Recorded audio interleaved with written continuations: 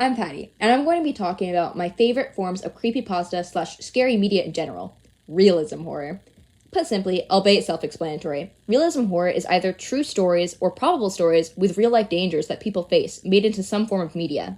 One of my favorite examples of this is my personal top 3 for scary games, Fears to Fathom, which borders on the line of both psychological horror and found footage. The game is a collection of levels, each of which is a dramatized version of true stories submitted by the fans made into a game.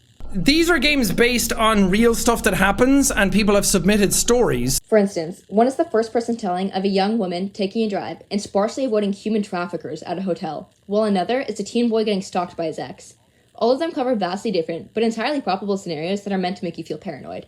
Throughout the games, they purposely make characters act suspicious to add to the mysterious feel, which just makes it more attractive since, while you're watching, you can try to solve who the next freak is going to be, which I, personally, really enjoy. A company that follows the same theme is Chilla's Arts. While they also release some supernatural games, their most popular follow realistic horror. These include The Closing Shift, a game in which you are a young girl working at a coffee shop at night dealing with a stalker. Karaoke, another game that you play as a young girl, in high school this time, whose friend doesn't show up to their hangout and you later discover the horrors of why.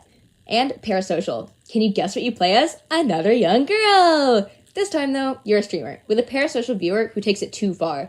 These are just some of my favorites, but they have a ton of others. My main point here is just to share my opinion of what I consider to be peak horror. The over-the-top, gut-spilling ghosts and demons just make me laugh. I will shamelessly admit that I was cackling the entire way through it. Because girl, how am I supposed to look at this elongated snoot and not let out a little giggle? What I love most is when I watch, play, or read something that makes me paranoid. In general, any media that gets you to think or challenge your perspective is a good sign that they're doing something right.